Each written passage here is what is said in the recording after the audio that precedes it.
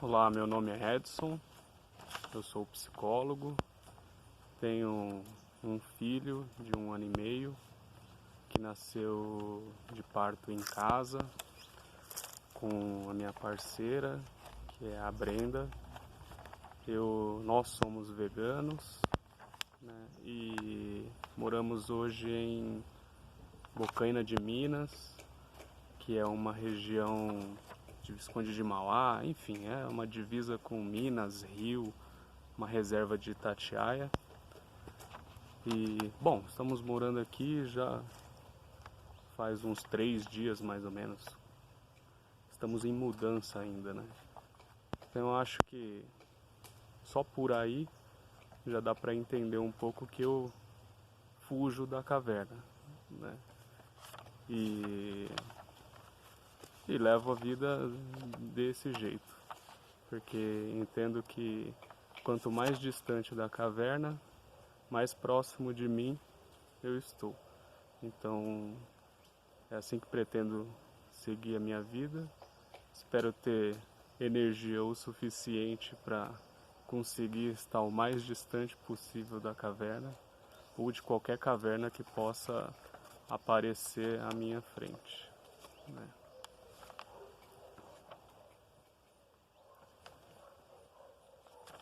Eu só identifiquei a caverna quando eu saí dela, né? Então, a um princípio, existia um incômodo, né? Quando eu era muito pequeno, eu, eu acho que eu já tinha uma percepção que tudo era muito igual.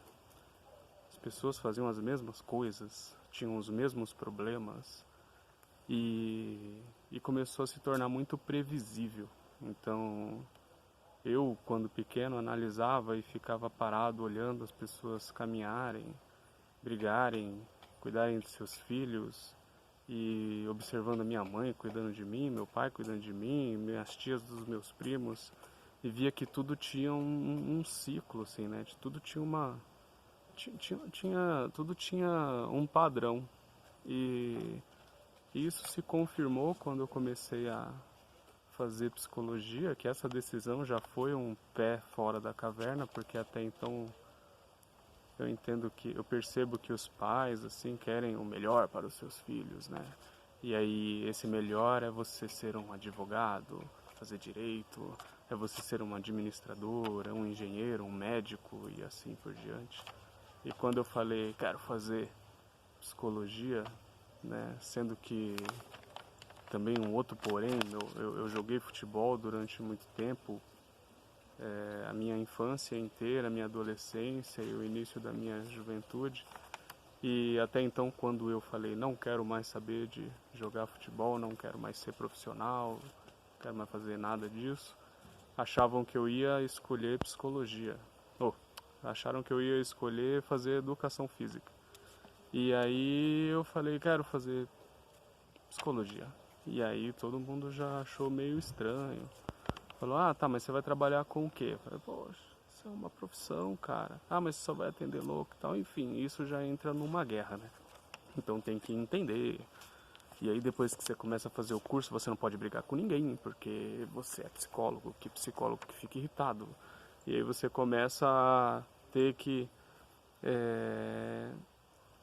ter esse desafio de ficar explicando ou enfrentando, na verdade, né, esse tipo de preconceito que existe, né, tanto das suas escolhas para com o que as pessoas querem que você seja, né, identificam que seja melhor dentro da sociedade ou de relação a status, a dinheiro ou a qualquer outra coisa que te embota assim, e faz com que eles determinem para onde você tem que ir e aonde você tem que pisar, né? Então eu só fui perceber mesmo que eu tinha saído dessa caverna quando eu entrei na psicologia e tudo se confirmou.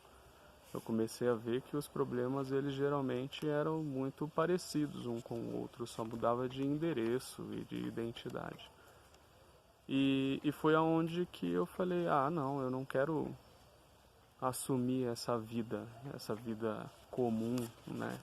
Eu acho que o mundo tem muita coisa para me oferecer, então decidi explorar mais isso. E dentro da própria psicologia, que às vezes acaba embotando com algumas teorias que são muito antigas e tem muita gente que praticam ela de uma forma ortodoxa e tal. Eu já fui para um lado corporal, haitiano, tive que estudar muito além da faculdade para conseguir me perceber um profissional que já estava feliz com a forma de trabalhar. E então já foi um outro enfrentamento, uma outra saída da caverna também. Então eu fui começando a identificar que essa caverna existia, né? A cada momento, a cada passo que eu dava, que eu achava que estava saindo da caverna e na verdade eu estava dentro da própria, só que um pouco mais próximo da porta, né? E eu fui correndo, né? E hoje espero que a porta esteja próxima, né? E que se ela não estiver próxima, eu tô correndo até lá.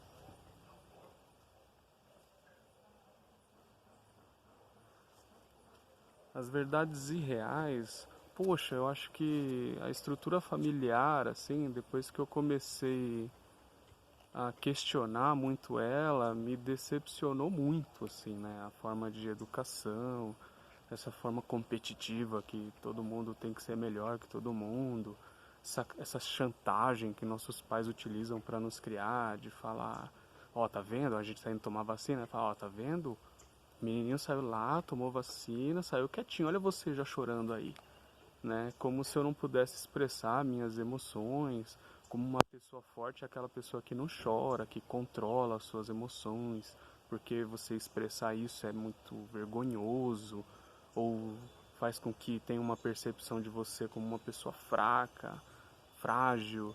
E isso me decepcionou muito, porque eu comecei a perceber que expressar emoção te torna forte, porque você libera isso. E aí você consegue harmonizar o seu corpo, você consegue ter o copo mais vazio e isso fazer com que você esteja livre para enfrentar as coisas que vão vindo, né? Não somatiza muitas coisas ou praticamente nada. Se você tem essa liberdade de poder expressar todas as emoções que vêm conforme elas vão gerando a demanda, né? Então, as verdades reais, elas são quase praticamente todas que eu fui começando a ter uma visão mais clara daquilo, né?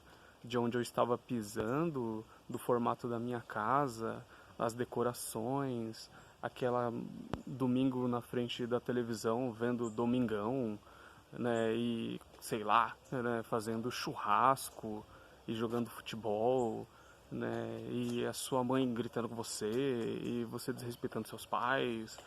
Tudo isso foi começando a cair, assim, porque eu fui começando a entender de onde que veio isso, como que isso foi se formando e percebi que as pessoas só vão repetindo coisas que elas vão aprendendo, como se fosse uma gigantesca bola de neve, aonde vamos repassando a educação que tivemos e assim por diante, sem fim. E então eu resolvi quebrar esse ciclo, assim, falar, não, eu vou criar meu filho de uma forma diferente, dentro da forma mais simples que possa ter para ele se identificar como uma pessoa capacitada para viver a vida, né? Mostrando a real realidade, onde ele vai cair e vai chorar, e aí ele vai se levantar e vai limpar e vai andar, aonde ele vai conseguir identificar uma planta que ele possa comer, que ele possa ou não arrancar, entende? Ter uma conscientização da vida, né? Então, acho que é isso que eu quero oferecer para o meu filho.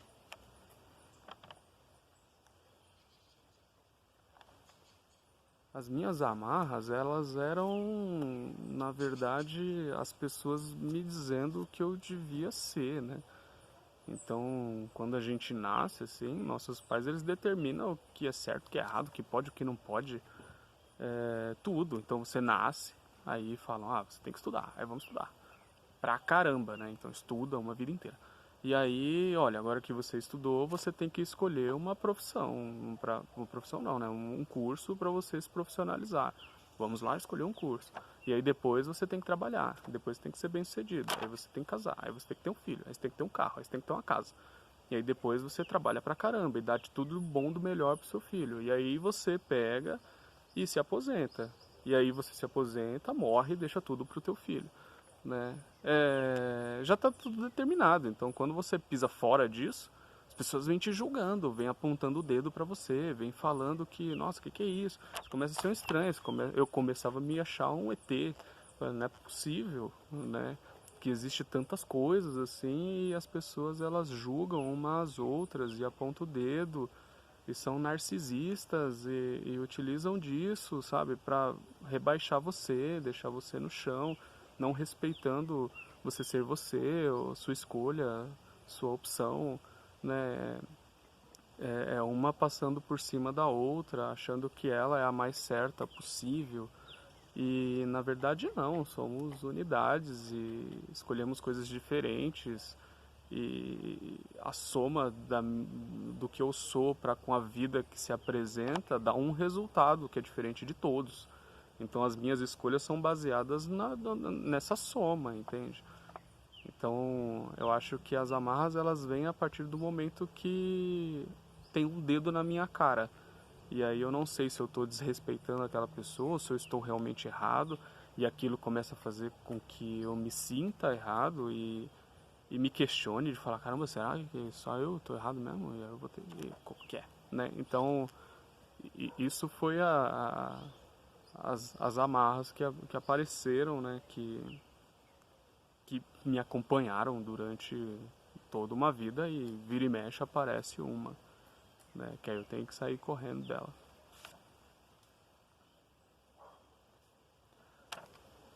Olha, para se libertar delas, assim, eu não sei se é um machucar, porque depois que eu saí, eu me senti bem, né? Então eu falei, nossa, olha só a carga que saiu das minhas costas, né? Eu acho que é um sofrimento porque, em alguns momentos, porque eu imagino meus pais devem ficar doidos comigo, né?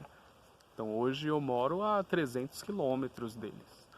E aí eles falam, meu Deus, mas como você vai pro mato? Aí eu tô aqui no mato, né? A minha cerca com o meu vizinho aqui é uma cerca viva, que tem um monte de buraco, então minha cachorra vai pra lá e meu filho às vezes quer atravessar, né? E eu tenho que ficar lidando com eles e eles falar, ah, mas meu Deus, e se a criança atravessa? E se ela sumir no meio do mato, né? E você não perceber, como que você vai achar nessa floresta atrás aí, não sei o quê. Né? Então, às vezes eu acho que algumas escolhas, né, eles se demonstram muito decepcionados, tristes, sabe? Achando que eu sou ingrato, né? Então, às vezes essa pressão, ela acaba dando uma baqueada, porque eu amo eles e quero o bem deles, mas eu quero o meu bem também. E às vezes o meu bem não é bom para eles e aí entrar neste conflito assim, né? Quando eu na maioria das vezes faço a opção por mim, pelo meu bem-estar, eu, eu fico doído, assim, por eles não, às vezes não entenderem a escolha que eu fiz e ficarem chateados comigo, né? Mas por conta deles, né? Antigamente, acho que o afastamento de amigos foi uma dor que eu tive, né? De achar que não estavam respeitando o que eu estava desejando ser, né, e o afastamento do restante da minha família, de primos e tudo mais, que teve enfim, não teve brigas e nada, só que como eu fui me desconectando disso, e é uma família que acaba sendo muito convencional, onde existe um machismo muito forte, né, aquela competição gritante, então toda a conversa, cada 3 palavras é alguém competindo um com o outro, ou rebaixando a mulher. Então eu não estava conseguindo me adequar mais a isso só para fazer uma social, né? De beber pra caramba e comer carne pra caramba e tal, festejando. E isso comecei tendo a conscientização de tudo, eu fui querendo me distanciar. A um primeiro momento foi doído, porque eu me senti meio não seria rejeitado, assim, né? Mas eu me senti não aceito, sabe? É uma sensação muito estranha, muito louca, né? Só sei que foi muito louco e aí num primeiro momento fiquei chateado, mas aí depois eu comecei a entender que as coisas elas começaram a se adaptar ao que eu sou. Então o que está ao meu redor hoje, eu não me esforço para manter, né? Diferentemente de antes, assim, que eu tinha que sacrificar parte de mim para conseguir atender a uma expectativa que o outro criava sobre mim, ou que eu achava que o outro criava sobre mim. Hoje não existe mais isso, né? Então acho que as coisas se conectaram e tá numa forma mais leve, mais tranquila de levar a vida e se viver.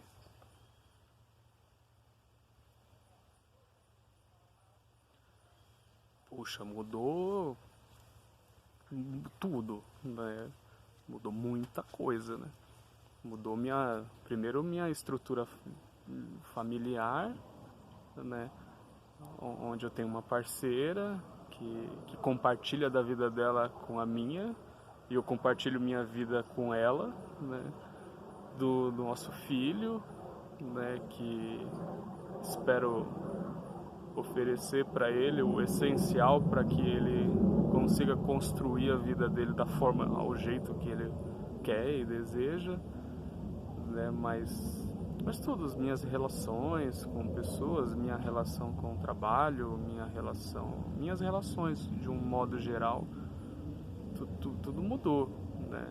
Então antes, quando fui criado na minha primeira infância, segunda, essa questão da autoridade, né, de poder aquisitivo e tudo mais, eu queria ter um carro de 500 mil reais ou um Porsche, eu queria ter uma mansão com piscina e tudo mais, né, e buscava isso, entende? E nossa, e hoje eu tô me contentando com um pedaço de terra, sabe, uma casa pequena de madeira feita de pau a pique, né? E toda simples, com o mínimo de coisas possíveis, né? Que com essa mudança eu vi que eu tenho muita coisa ainda, extremamente desnecessárias, que já estão me desfazendo de um monte de coisa, sabe? Então a minha visão de mundo ela mudou completamente, completamente, né? Hoje, sei lá, hoje eu escuto o passarinho e vejo a beleza nele, né? É muito diferente do que antes eu ver uma galinha e querer comer ela, né? Então mudou muita coisa, né? Em relação à saúde também, né? De querer cuidar mais do meu corpo, querer cuidar mais da minha mente, né? Do que ficar naquela insanidade em busca de dinheiro e, enfim, essas coisas mais mundanas.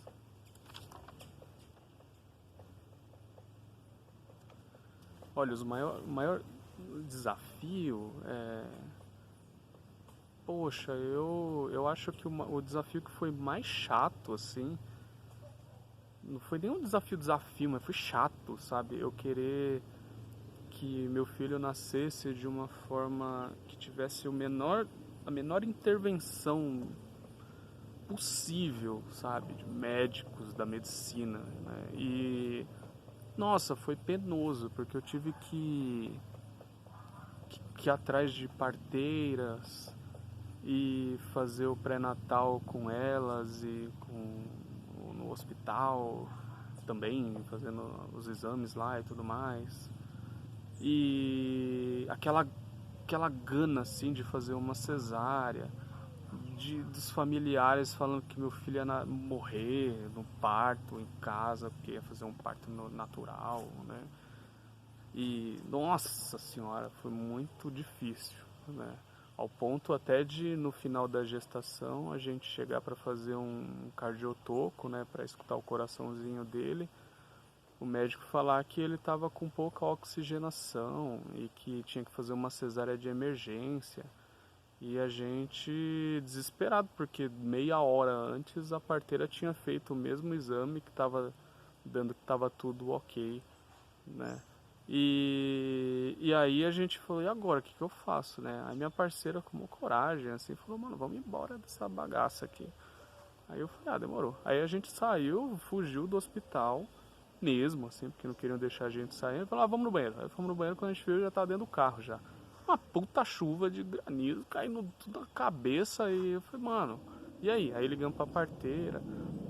Ela falou, vai pra tal hospital, faz um exame lá. Aí a gente foi pro hospital, fez o exame lá. E aí deu tudo ok, tava 100%. Aí a gente fez um ultrassom no dia seguinte, que até então meu filho tava morrendo pra mim, né? E aí a gente foi no dia seguinte fazer um ultrassom e, putz, ele tava gigantesco, só que tava respirando melhor do que todos da sala, né? Então deu um puta alívio. Aí depois que a gente relaxou, de uns 3 dias ele nasceu em casa, dentro do nosso quarto, sabe? Com a luz baixinha, entendeu?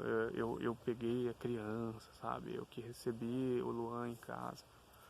E foi maravilhoso, foi lindo. Foram 10 horas de pura beleza, de parto. A gente vivenciando a natureza, que a mulher ela pode ter um filho ao modo natural, porque, porra, estamos aí há tantos anos, né? Gerações e gerações, e de 50 anos pra cá a mulher esqueceu de ter um filho, né? Como que faz pra ter um filho? É meio bizarro isso, né? Porque a medicina tomou conta, se apropriou do parto da mulher e tirou a capacidade dela de gerar uma criança, de parir uma criança, né? E esse foi um puta desafio. Até que no dia que ele nasceu, a primeira visita que a gente teve foi do conselho tutelar batendo na nossa casa, falando que a gente tinha abandonado um hospital com uma criança sob risco e tudo mais. Aí eu apresentei, né, a folha amarela para ela, falando o quanto que ele nasceu, os quilos. E totalmente saudável, entende? Com o Apgar na nota máxima. Enfim, né? Chamei ela pra entrar, falou, não, desculpa te incomodar e tal. Falei, beleza, eu tava exausto com uma olheira que tava na minha nuca, né? De 10 horas, foi a madrugada inteira acordado, acompanhando minha parceira e o Luan se esforçando para sair. Então, esse foi o maior desafio. E aí o outro desafio, completando, né, foi que a gente não queria receber visita dos nossos pais, né? Por conta de contaminação e tudo mais, né? E aí meus pais ficaram sabendo que ele tinha nascido depois de uns 10 dias, né? Aí, putz, né? Depois de 10 dias eu chamei eles pra ir em casa, eles foram em casa, viram lá a criança já no colo da minha parceira. E ele falou, meu Deus, mas você não me chamou, que eu não pude participar, você impediu de eu participar do parto do meu neto e tudo mais. Eu falei, meu Deus, o que não foi isso?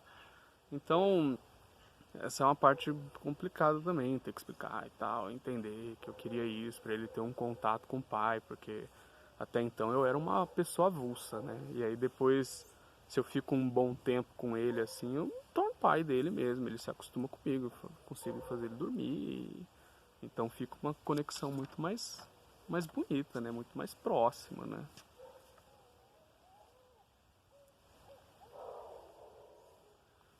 Olha, hoje eu me sinto livre, né? Hoje eu me sinto feliz, me sinto pleno, me sinto extremamente à vontade, me sinto conectado com as minhas raízes. Putz, é isso, eu me sinto completo. Não tem muito o que dizer, assim, eu acho que ainda tem muita coisa para eu viver, muitos desafios ainda para enfrentar, mas sinto que boa parte dos que vieram assim eu consegui enfrentar e fico muito feliz pela capacidade que tive, né, de conseguir enfrentar tudo isso e estar onde eu estou no momento até hoje mais feliz da minha vida. Que procuro que seja mais feliz e mais feliz, se existir mais felicidade do que isso, né? Então, acho que liberdade, você sentir viver a liberdade, né? É o maior presente que você pode se dar.